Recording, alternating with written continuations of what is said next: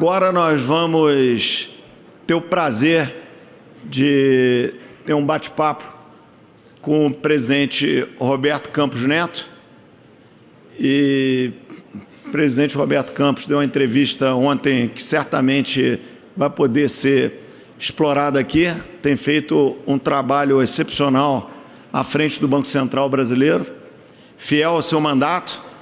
Acho que o Banco Central brasileiro se destacou antecipando essa pressão inflacionária global advinda dos fenômenos que a gente debateu aqui, e o presidente teve a independência, a capacidade técnica e também a coragem de exercer seu mandato na plenitude, subindo os juros no ano eleitoral, da maneira como deve ser pautada as decisões de qualquer banco central profissional nas economias desenvolvidas. Então, segue comprometido, tem a honra, o privilégio, a responsabilidade de ser o primeiro presidente do Banco Central independente do Brasil, que é um título maravilhoso, né, Roberto? Então, para bater um papo aqui com o presidente Roberto Campos, eu vou chamar o nosso CEO, Roberto Sallouti. Dois Robertos, por favor. Prazer.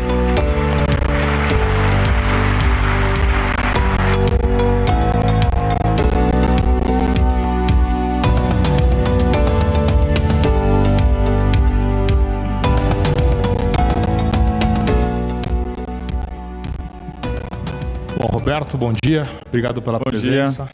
Parabéns pela entrevista ontem. Achei que foi muito boa, num momento muito desafiador e num ambiente bastante, digamos, aberto. Obrigado. Acho que foi muito esclarecedora, me deixou numa posição um pouco mais complicada. Né? Mas então, a gente mudou aqui, então. Então, acho que a gente podia começar conversando um pouco da situação global, depois a gente vai para o Brasil e a gente pode falar depois dos desafios mais específicos do Banco Central nesse momento. Um outro tema também que a gente vem falando é que tem alguma coisa estrutural na mão de obra que tem sido difícil dos economistas precificar, tem sido difícil de modelar.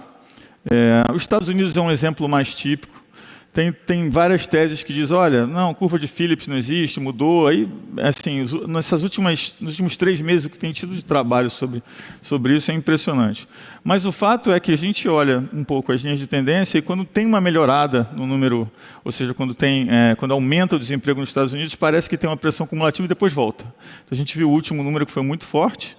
E quando eu pego o número e abro em setores, é muito claro você ver que os setores que pareciam que tinham melhora estrutural voltaram um pouquinho. Então isso preocupa um pouco. Aí eu concordo com o que foi dito aqui, eu acho que tem uma tarefa de gerar um pouco mais de desemprego, obviamente é difícil você falar isso, mas nos Estados Unidos parece que vai acontecer. Eu tinha até um gráfico, mas como a gente não vai fazer a apresentação, que você vê a pressão de salário nos Estados Unidos em vários serviços. Né? Quem tiver, depois pode acessar o site e pegar o gráfico, você vê claramente que ali em serviços começou salários a subir. Quem vai para os Estados Unidos percebe no dia a dia a falta de mão de obra, tem um tema de imigração sendo dito. E aí passando pela segunda parte da pergunta, que a gente chegou a algum momento que a taxa terminal americana precificou 5,15, 5,17. Depois caiu e agora voltou ali, né? Já estão falando em 5. Quando você olha o futuro um pouquinho acima, depende de como você olha o mercado. Mas o fato é o seguinte, isso em tempos normais geraria uma desaceleração de fluxo muito grande para o mundo emergente e para o Brasil. Então tem uma pergunta que com a taxa 5, se você olha os fluxos que ainda estão correndo para o mercado emergente, parece surpreendente se comparado com o que a gente achava que ia acontecer para uma mesma taxa. Então por que isso está acontecendo? Bom, acho que tem uma parte mais recente que é uma sensação de que os Estados Unidos têm uma dinâmica mais própria, mas que a China, ali a Ásia, e não é só a China não, porque a Índia também tem tido um crescimento muito alto, com muita persistência, a Indonésia. É engraçado quando eu sento nas reuniões de banqueiro central e tem os asiáticos, que eles falam assim, não, esse ano muito ruim, vou crescer só 4,5. Aí o outro fala, nossa, esse ano muito ruim, vou crescer só 5. Então, assim, tem uma coisa de crescimento muito forte na Ásia, né, e a gente fica olhando assim os latinos meio deprimidos, né? E o fato é que isso está impulsionando, isso desvinculou um pouco esse tema do fluxo, eu acho. Então o fluxo está grande, para a América Latina caiu um pouquinho, mas como foi dito aqui para o Brasil, tem uma enorme boa vontade. a gente pode explorar um pouco mais isso. Mas agora eu acho que tem esse tema da inflação, se ela vai desacelerar, se é contínua, se não é, como vai acontecer. A Europa tem uma dinâmica diferente. E o Japão agora, né, tem um questionamento, né, que não sei se a gente vai falar sobre isso depois, que teve um yield management que foi feito durante muito tempo, começou a mostrar desgaste, tem umas cicatrizes, e como é que isso vai ser endereçado? Eu vou aproveitar esse teu gancho, porque existe um debate agora que o Banco Central do Brasil deveria interferir na curva, que o juro e a taxa de desemprego não tem qualquer importância na inflação. Várias teorias sendo feitas nessa direção, no momento onde o mundo está provando um pouco do contrário. Depois da grande crise financeira de 2008, onde você teve realmente um excesso de oferta e uma diminuição de demanda, a gente passou vários anos com juro negativo. Esses últimos anos de QE, mais expansão fiscal forte, geraram um problema de inflação global. A teoria inicialmente é que isso era um problema de oferta. Agora, parece que essa oferta está sendo normalizada, mas você está vendo essa inflação nos serviços. Vocês estão tendo essas discussões no BIS também, além de ser, digamos, algo que hoje está em voga no Brasil? Começando pelo tema de oferta e demanda, que eu acho que isso aí foi o grande debate aí do último ano e meio, e também tem um gráfico que eu uso muito nas apresentações, um slide que eu uso muito nas apresentações que eu trouxe, mas a gente acabou não usando, mas está lá, que é o seguinte: você pega uma linha de tendência de demanda de bens e outra de serviços. E o que você vê? Você vê que quando começou a pandemia, você teve um choque muito negativo em serviços, as pessoas estavam em casa, e você teve um choque muito positivo na demanda de bens, subiu muito, né? E aí a teoria é que essa coisa ia se reequilibrar relativamente rápido, que os preços relativos iam se arrumar. Até agora, passado tanto tempo e com normalização já em muitos lugares há mais de um ano e meio, a demanda não voltou para a linha de tendência, ela subiu, teve um choque enorme, caiu, mas ainda está acima. Serviço já voltou, encaixou certinho. Então, no final das contas, nós tivemos um deslocamento muito grande na demanda de bens. Nos Estados Unidos é mais fácil medir, mas em vários outros lugares seguiu exatamente a mesma trajetória. Então, eu me lembro, em alguns momentos, nas reuniões do BIS, que as pessoas diziam: não, isso é claramente um choque de oferta.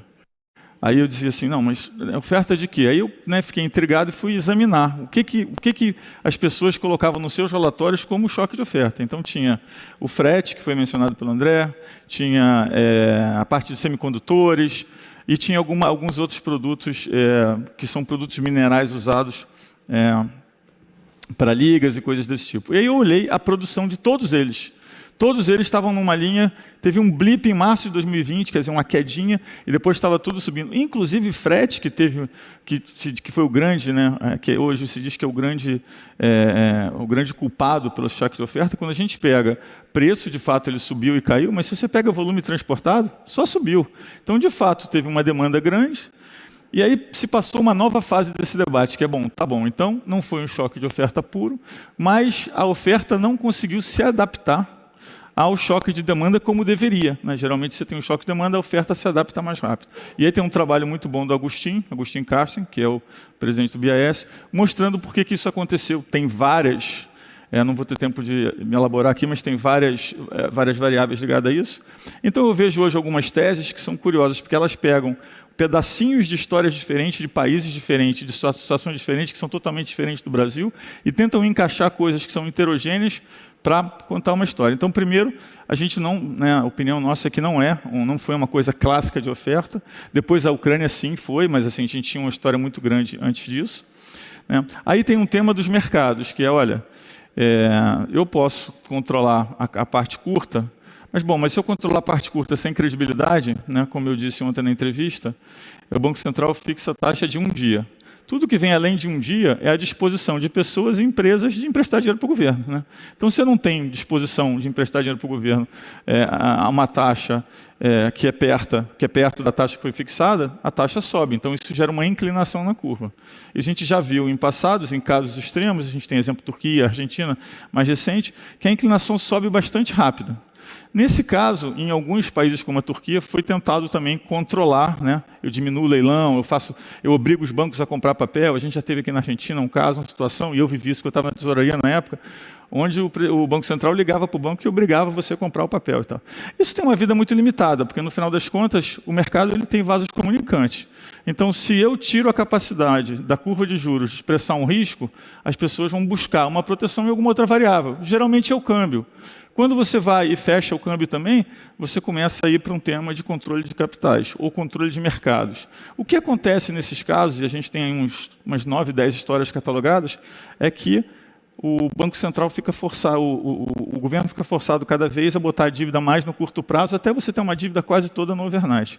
Isso é péssimo, porque destrói a parte de financiamento de longo prazo, e aí o governo se vê forçado eu não tenho financiamento de longo prazo, vou subsidiar. Só que quanto mais eu subsidio, mais o risco sobe e mais eu tenho que ir para a taxa curta. Então você cria dois mercados segmentados e fragmentados, uma taxa longa subsidiada e uma taxa curta overnight, que é como o governo se financia. É uma história que geralmente não termina bem.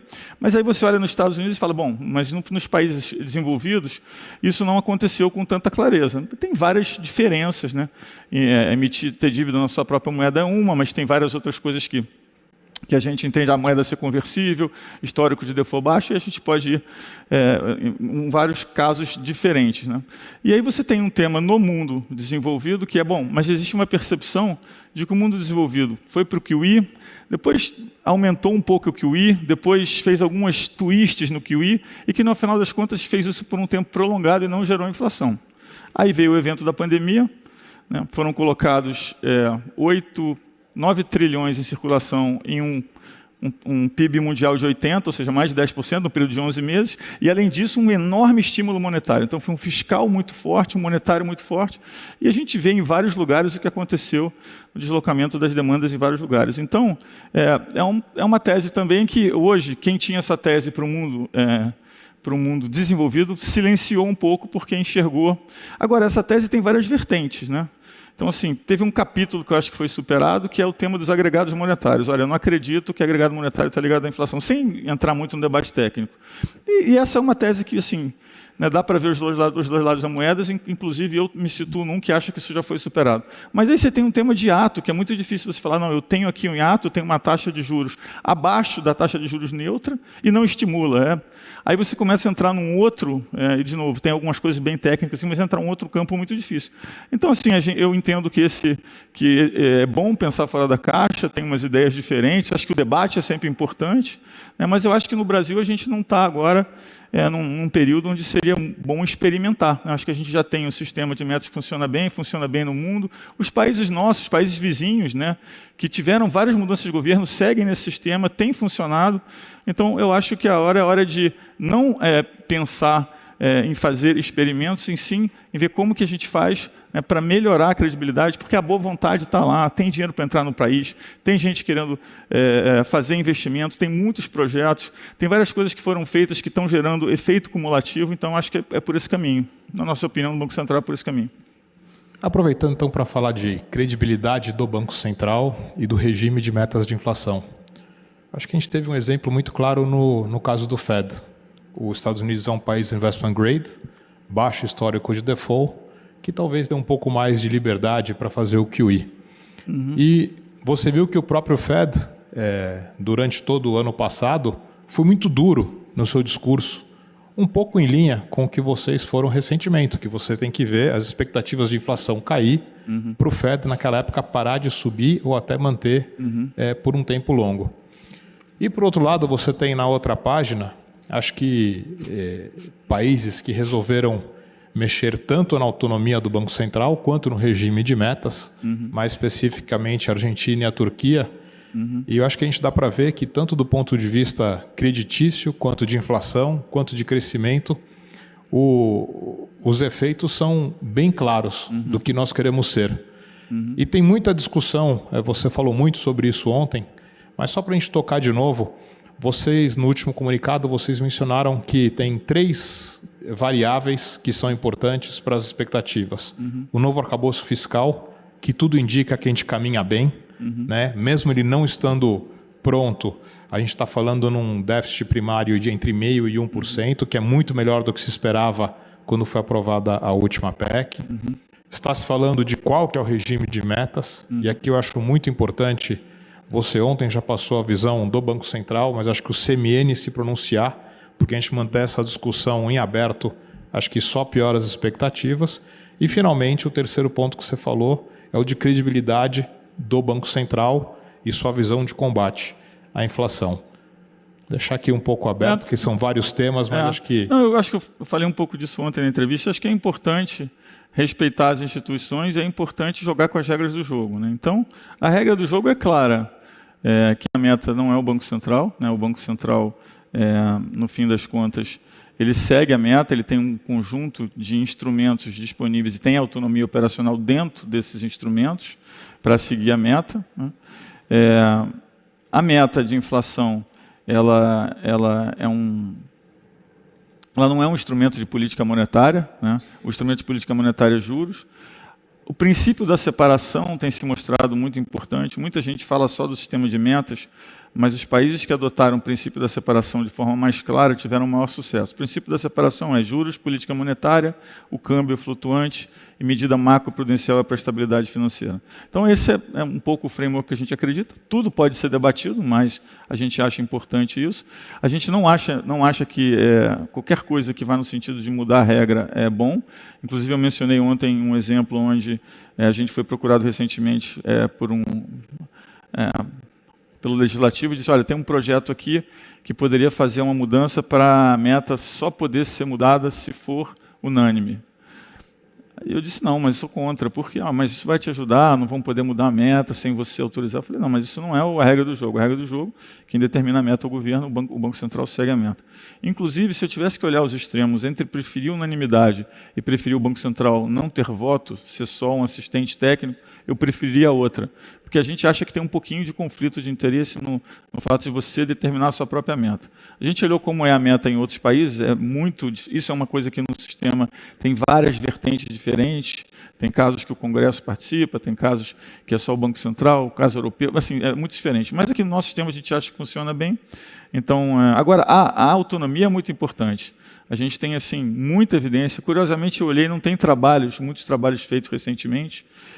A gente viu nesse período de inflação alta que a autonomia sempre é uma coisa que é um pouco desafiada em vários lugares, inclusive em países desenvolvidos. Na Inglaterra, teve uma crítica enorme, a gente falou sobre isso na última vez que eu estive aqui, né, num evento em inglês que se assemelha a mercado emergente. Aliás, se você olhar hoje a Inglaterra, é o pior desempenho da Europa disparado. Tem um gráfico que eu tenho que mostra assim, está totalmente fora do resto. Existe, inclusive, algumas pessoas que estão escrevendo agora sobre a cicatriz do que aquele fenômeno gerou para a Inglaterra hoje, né? E parece que sim, tem alguns efeitos. Mas a autonomia é muito importante. Se a gente olhar, por exemplo, nos países vizinhos, a gente tem alguns exemplos muito importantes. No Chile, a autonomia não só foi mantida, como quando a gente pega os 10 princípios da Constituição a ser elaborada, os princípios básicos, tem um que é não mexer com a autonomia, ou seja, é um ganho institucional, nós não vamos mexer. Quando a gente olha algumas mais antigas, Colômbia, Peru, também entre 91 e 95, a gente vê também que teve alguns desafios ao longo do caminho. Curiosamente, eu olhei alguns exemplos onde o primeiro teste da autonomia, ou seja, a primeira mudança de governo gera mais ruído mesmo, mas quando isso sobrevive, ele navega muito bem. O Brasil já teve um episódio onde não sobreviveu no primeiro governo, né, na época lá atrás. Eu acho que hoje o Brasil está muito mais maduro.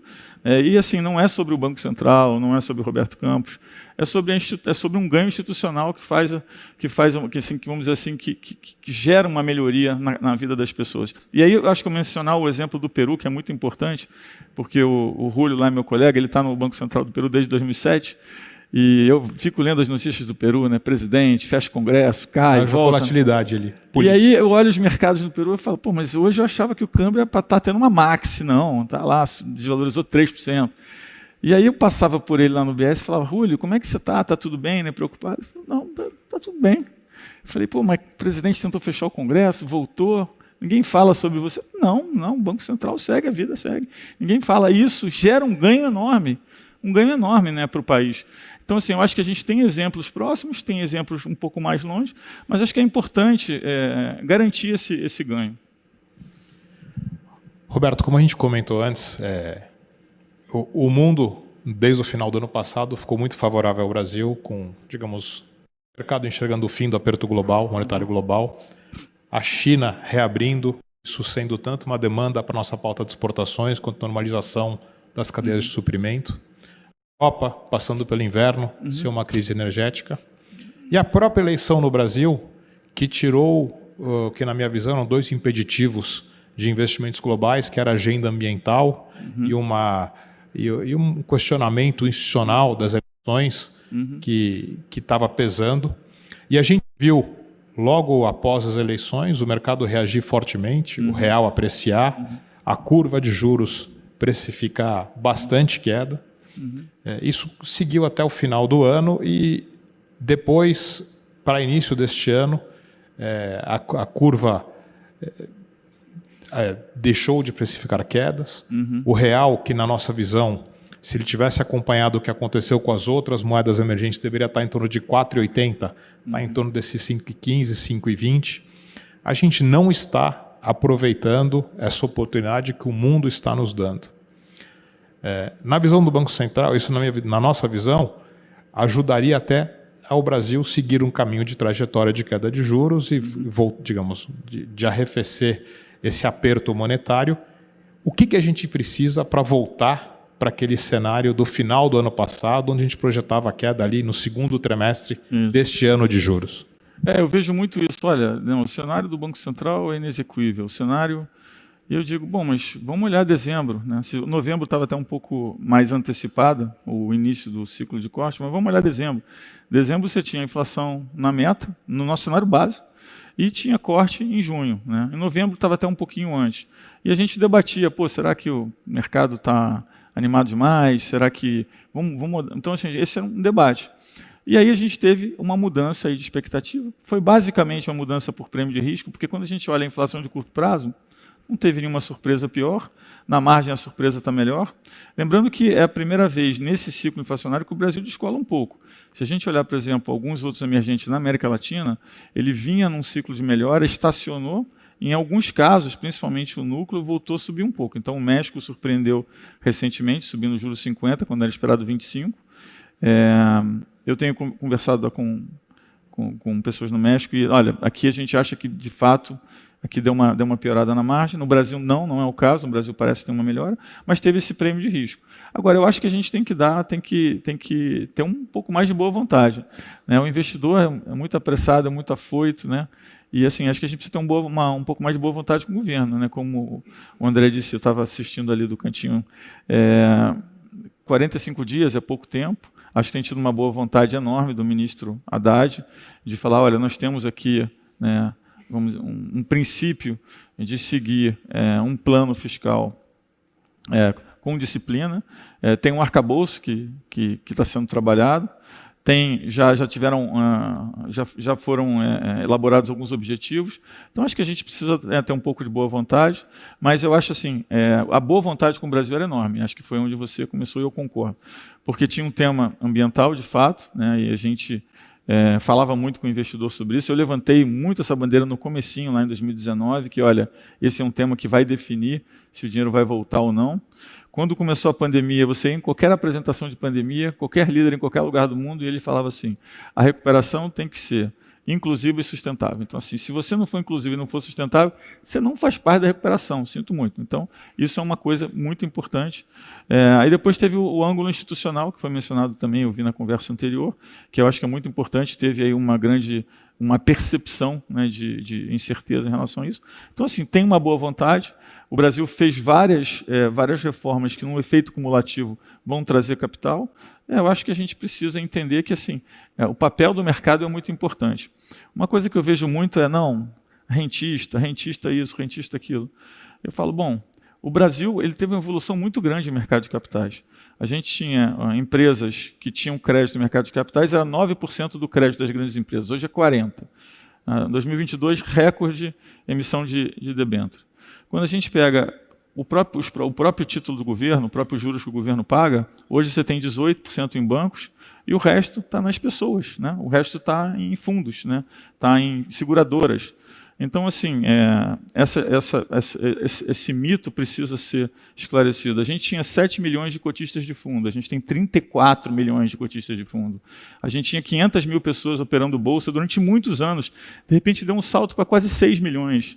Quem é o rentista? O rentista é uma pessoa de classe média, talvez um pouco classe média alta, que trabalhou, pagou um imposto e que tem uma poupança. E a poupança é muito importante. Uma das coisas que pressiona a nossa taxa de juros neutra é ter uma poupança tão baixa. Então, eu acho que a gente precisa falar um pouco mais sobre, não é ser rentista ou não ser rentista, é como é que eu faço para induzir com que eu aumente a minha poupança e esse dinheiro seja canalizado para atividades que tenham um bom retorno. E eu acho que é justo dizer que acho que é um desejo de todos os agentes econômicos que a gente possa voltar para a taxa de juro neutra o mais rápido possível, assumindo uma inflação aí de 3, 3,25, um juro real entre 3 e 4, isso seria em torno de 7. Só que você tem que fazer isso com credibilidade. Na nossa visão, a boa notícia, a gente teve até uma reunião na FEBRABAN recentemente com o ministro da Fazenda, ministro do Planejamento, a ministra nova da Gestão, Esther Dweck, e foi muito positiva, porque os discursos foram todas na linha de alinhamento da política fiscal com a política monetária, foram na linha de conseguir dar o mais rápido possível o arcabouço fiscal, e enquanto esse arcabouço fiscal não estiver pronto, confiança que o déficit fiscal esse ano vai ser menor que o esperado. Agora, infelizmente, a gente parece que o lado político, né, na ansiedade, está causando mais ruído, que acaba tornando esse desejo, que eu acho que é tanto dos banqueiros, dos rentistas, dos investidores em ações, dos empresários, da sociedade em geral, acaba atrapalhando. É justa essa avaliação? Eu acho que é justo questionar os juros altos, e eu acho que é importante ter alguém que faça esse papel no governo sempre. Faz parte do jogo do equilíbrio natural. Eu acho que quando o juros real está alto, ter o debate sobre o porquê ele está alto é super legítimo, e é um trabalho do Banco Central esclarecer e melhorar a comunicação, e às vezes eu reconheço que poderia fazer isso, né, com maior frequência ou de forma mais didática, a gente sempre tenta aprimorar isso. Então, acho que essa parte é super relevante. Mas a gente tem que pensar que a gente tem, né, que olhar um ciclo um pouco mais longo. Por exemplo, quando a gente olha, por exemplo, o que acontece com inflação em alguns lugares do mundo, os países onde começaram a fazer aquela pequena relação de troca, não, eu quero ter um pouquinho mais de inflação porque eu posso ter um pouquinho mais de crescimento. No final, esse par ordenado leva a uma inflação muito alta e um crescimento que sobe muito pouco, né? Então a gente tem alguns exemplos aí. E o que eu digo sempre é o seguinte, eu acho que dá para fazer um fiscal responsável com uma parte social. O Brasil já tinha problemas sociais, a pandemia agravou muito, gerou muita desigualdade, então acho que dá para casar essas duas coisas. Tem que ter uma escolha, tem que ter uma priorização de gastos. Eu conversei outro dia com a ministra Simone, ela falou muito sobre isso, como é que a gente prioriza, melhora a qualidade de gastos, achei muito boa a conversa, por sinal. Então, isso, avaliação dos programas existentes. Avaliação, né, dos programas existentes. Tem uma coisa que no mundo desenvolvido, na pandemia, começou a se falar muito, que teve uma época que os países embarcaram em programas de combate a aumento de preço de energia e de alimentos. E a gente discutia, né, entre os banqueiros centrais, o que faz, qual é a melhor coisa para fazer. E aí o François, que é o presidente do Banco Central da França, ele, na época, cunhou um termo que ele chamava de 3T, né, que era, o 3T dele era Target, Tailor e Temporary, ou seja, temporário, direcionado e sob medida. E é tão difícil fazer esses 3T, porque primeiro você já perde no primeiro T, que é o temporário, porque o temporário vira permanente. Depois, fazer target é muito difícil. A gente faz uma desoneração e descobre, no final das contas, que pessoas de classe média alta estão economizando em gasolina. Então, assim, a questão é como ganhar eficiência. E a eficiência, ela tem uma relação de troca com a velocidade.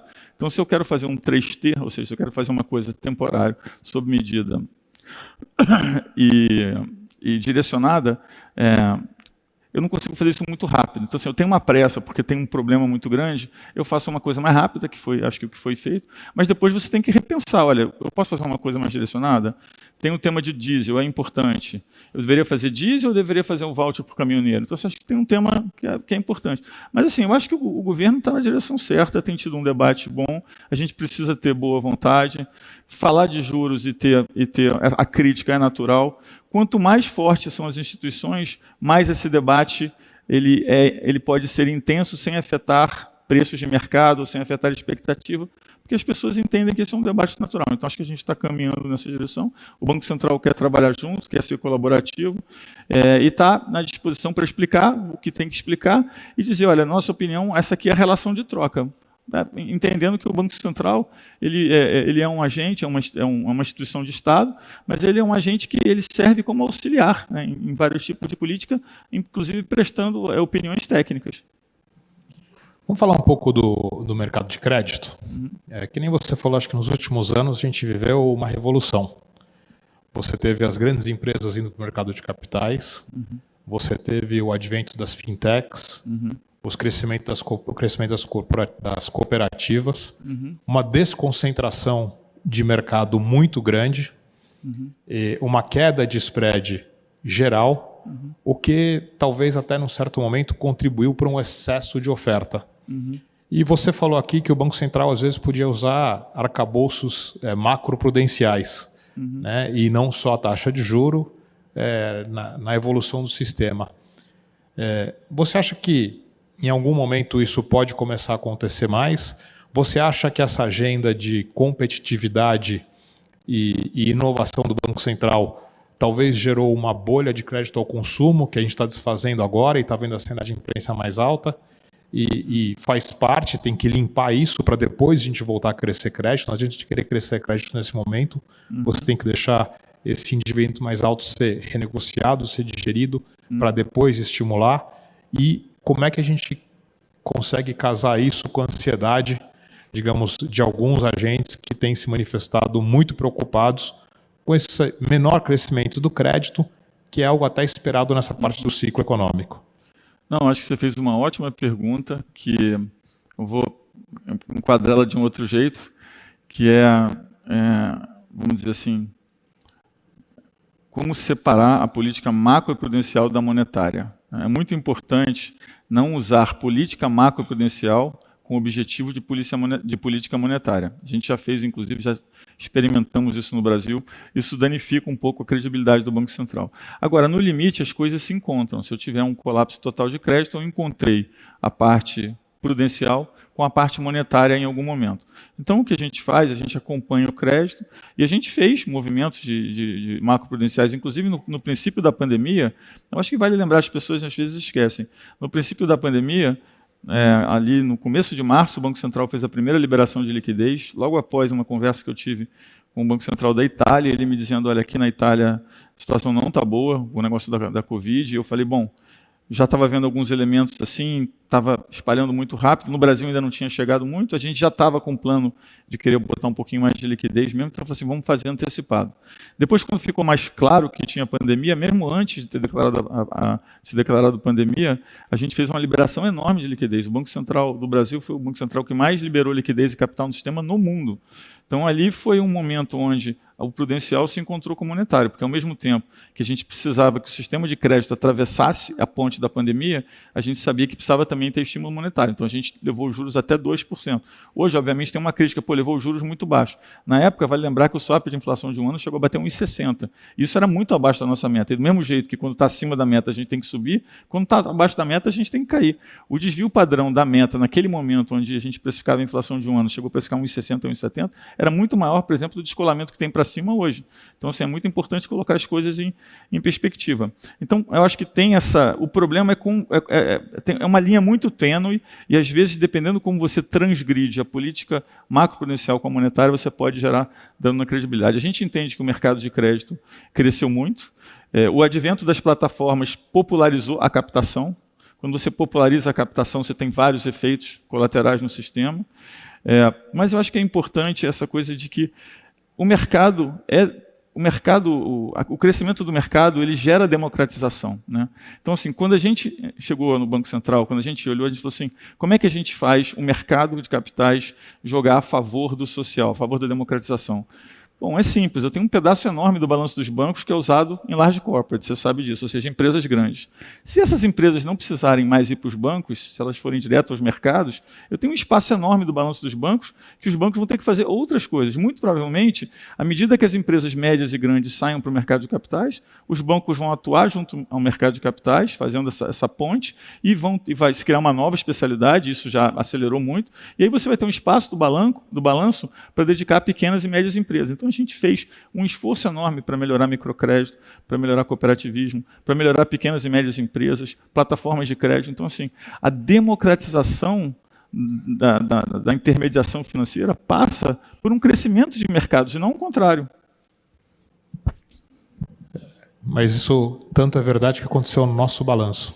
Começou a dedicar muito mais a pequenas, médias empresas, a pessoa física. Só para você saber, saiu o Core CPI aqui em linha, tá? Então não teve nenhuma novidade. Eu queria ver se tinha alguma novidade aqui para te perguntar online, mas não teve. Segue tudo como está. Uma pergunta sobre inovação e tecnologia. A gente brinca que você é o mais tech dos presidentes dos bancos centrais. O Pix ganhou vários prêmios, vários reconhecimentos. A gente está muito à frente na agenda do Real Digital. Então, 2 perguntas para você. Como é que está essa agenda da gente passar a tecnologia do Pix para outros países latinos? E, consequentemente, a gente tem um Pix de câmbio. E o que as pessoas podem esperar do Real Digital até o final do seu mandato? E como que elas podem esperar que isso impacte a vida delas?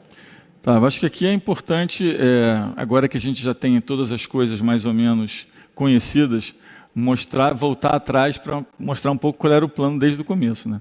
Porque quando você começa um plano, você falar de muita coisa para frente, parece que você não vai executar nada. Então a gente fala, vamos fazer uma coisa de cada vez.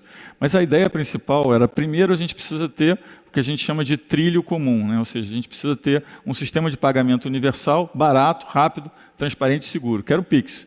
Mas esse trilho ele precisa ser programável e ele vai prestar outras funcionalidades no futuro. Então ele começa com pagamento, aí você já tem a possibilidade de fazer com que funções bancárias sejam feitas em quem está ligado, né, nesse trilho, por exemplo. Vocês já fizeram a conta de quanto a população deixou de pagar de tarifa por causa do Pix? Essa é uma conta que gerou muita controvérsia nas eleições.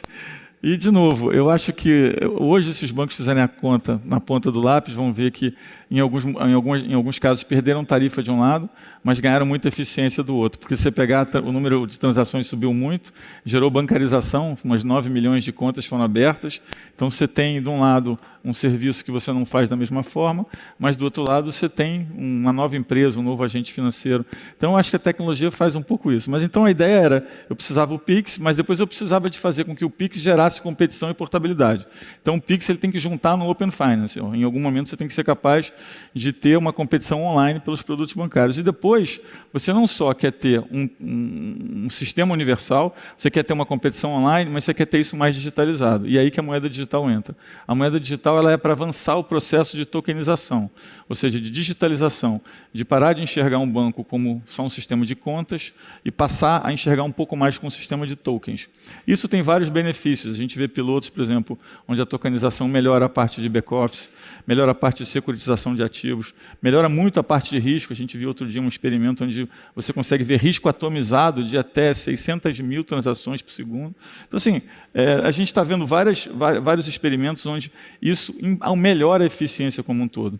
Então, se a gente conseguir trilhar esse caminho de ter esses 3 blocos na forma como a gente imagina que é possível ter, a gente acha que o Brasil vai estar muito distante dos outros nessa parte de digitalização da intermediação financeira. Sobre a moeda digital, a gente tem um piloto que vai começar já agora, está todo mundo engajado. Agradeço aos bancos, porque os bancos estão ajudando muito, inclusive, nesse momento onde às vezes o Banco Central, né, não tem recursos, inclusive recursos humanos, que a gente tem aí que fazer um plano para melhorar isso, mas os bancos estão ajudando, a gente tem trabalhado junto com a Febraban. E isso é um processo bom para os bancos também, é bom para todo mundo, porque os bancos vão começar a ter mais digitalização nos seus balanços, vão começar a olhar ativos e passivos de forma digital e atomizada, e isso gera muita eficiência. Roberto, para finalizar aqui, uma pergunta que todo mundo quer saber. Quinta-feira no CMN, devemos esperar poder fim nessa discussão sobre qual a meta de inflação, qual o regime de metas de inflação do Brasil? Olha, você vai ter que esperar para o mesmo, porque Mesmo porque não sou eu. O Banco Central, o presidente do CMN é o ministro da Fazenda. O Banco Central tem um voto de 3. Eu acho que o sistema funciona bem assim. Eu expressei recentemente as minhas opiniões nessa divisão que a gente tem entre economistas. E eu acho que é uma divisão legítima, né? Porque assim, a gente teve uma divisão em algum momento, acredito em sistema de meta, não acredito. Quero fazer um experimento alternativo. Hoje o experimento alternativo é muito minoritário.